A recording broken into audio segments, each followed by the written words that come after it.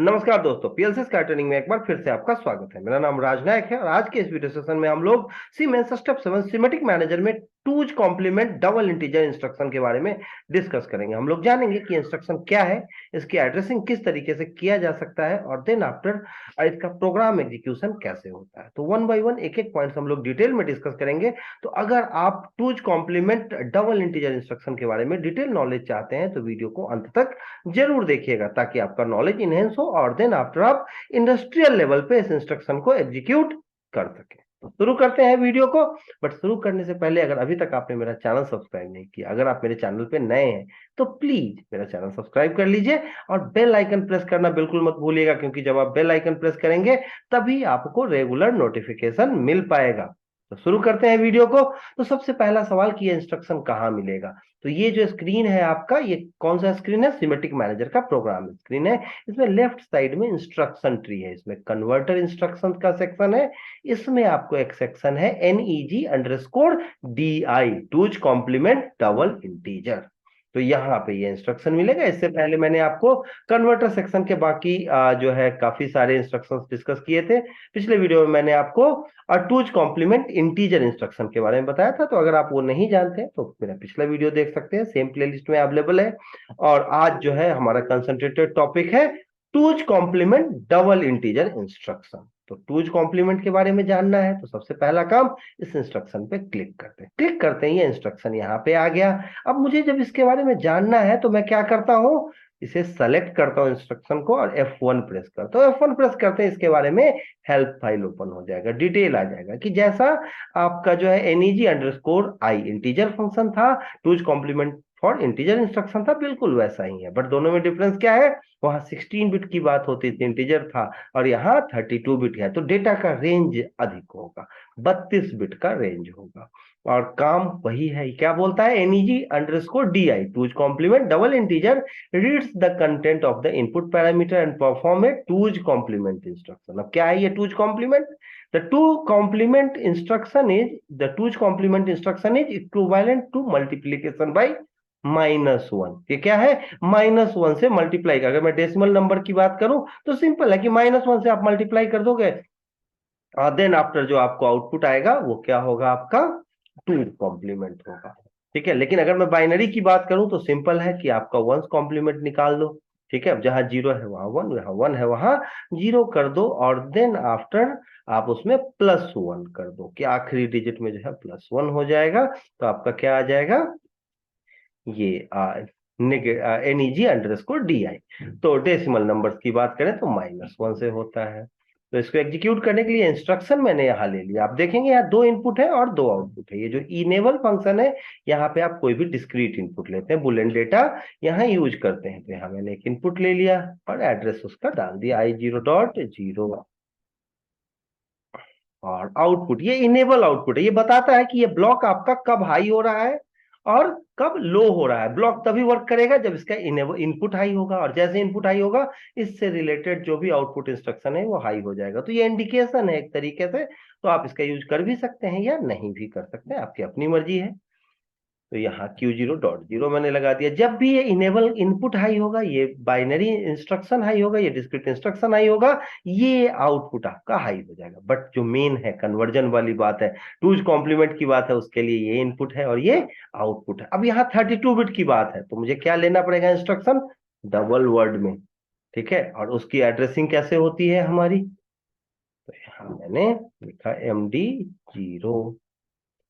अब जब मैं डबल वर्ड एड्रेसिंग लेता हूं, मेमोरी डबल वर्ड, तो 4 का गैप लेना होता है। क्यों लेना होता है? ताकि मेमोरी कॉन्फ्लिक्ट ना हो। क्यों कॉन्फ्लिक्ट ना हो? क्योंकि एक चैनल जो है वो 8 बिट कंटेन करता है सीमेंस का। अब ये जो डबल वर्ड है वो 32 बिट का होता है, तो 4 चैनल के बराबर स्पेस से चाहिए।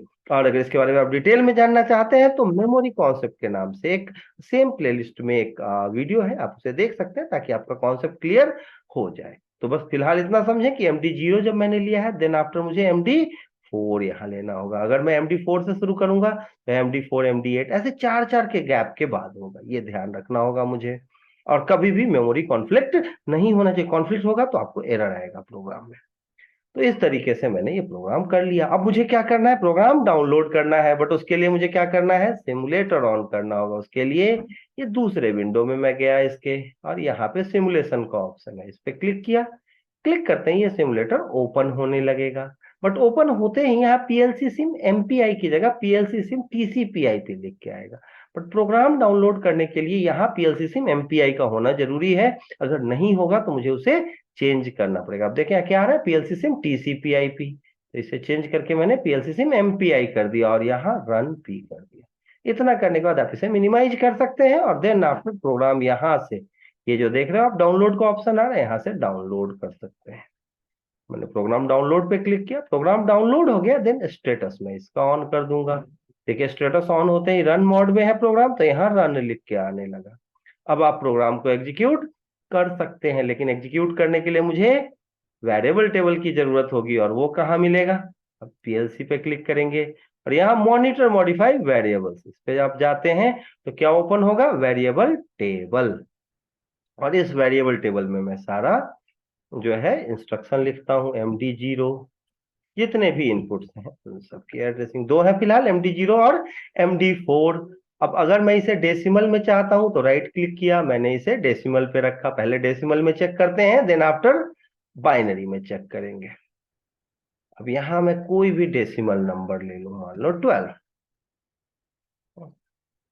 अब जैसे ही मैंने इस पे क्लिक किया और सबसे पहले यहां मॉनिटर ऑन कर दूं, अब जैसे ही मैं इस पे क्लिक करता हूं मॉडिफाई वेरिएबल, अभी क्या है, मेरा इनपुट हाई नहीं है प्रोग्राम में मेरा इनपुट हाई नहीं। आप देखेंगे यहाँ पे प्रोग्राम में जाके कि ये इनपुट लो है, अभी तो ये काम नहीं कर रहा है।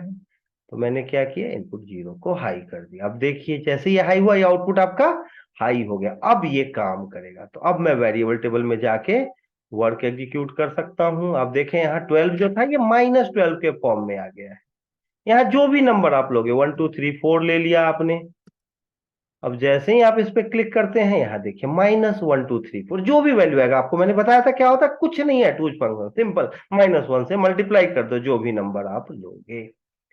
अब अगर आपने यहाँ पे डेसिमल की जगह क्या किया, बाइनरी ले लिया, यहाँ डेसिमल की जगह क्या किया, बाइनरी ले लिया। अब देखें, अब यहाँ आप कोई भी नंबर लेते हैं, 0 0 0 1 1 0 1 1, ठीक है। अब जैसे ही आप क्लिक करते हो और इस पे आप क्लिक करते हैं मॉडिफाई वेरिएबल्स पे, आप देखें कि सारे जो है वो चेंज हो गए हैं, लेकिन साथ में क्या आया है, +1।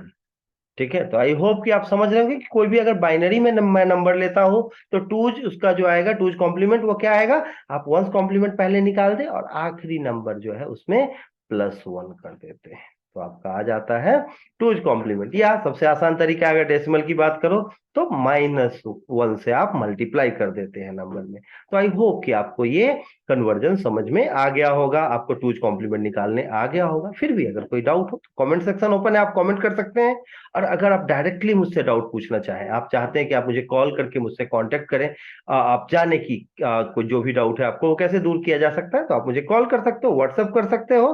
मेरा कॉन्टेक्ट डिटेल आपको स्क्रीन पे दिख रहा है, 95554050 मेरा फोन नंबर है। आप मुझे मेल कर सकते हैं, raj.innovik@gmail.com मेरा मेल आईडी है। कोई भी डाउट हो आप बिल्कुल ना झिझके फोन करने से, कमेंट करने से। ये जो है आप कमेंट करेंगे तभी तो मैं आपकी प्रॉब्लम सॉल्व कर पाऊंगा। अगर कोई नए वीडियो के बारे में आपको बताना है, आपको कोई डाउट आ रहा है, तो आप मुझे सजेस्ट कर सकते हो। मैं कोशिश करूंगा कि वो वीडियो भी आपको अपलोड करके दूं, ताकि आपका नॉलेज जो है वो इनहेंस हो सके। और अगर आप चाहते हैं कि ऑनलाइन ऑफलाइन किसी भी मोड में ट्रेनिंग ज्वाइन करना, पीएलसी, स्कैडा, डीसीएस, एचएमआई, किसी भी ऑटोमेशन टूल पे, तो आप उससे कांटेक्ट कर सकते हो।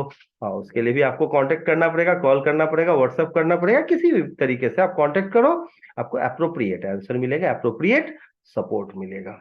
तो बिल्कुल भी झिझकना नहीं है, हिचकना नहीं है कॉल करने में, व्हाट्सएप करने में। इस वीडियो के लिए इतना ही, मिलते हैं नेक्स्ट वीडियो में न्यू और इंटरेस्टिंग टॉपिक के साथ। तब तक के लिए थैंक यू वेरी मच।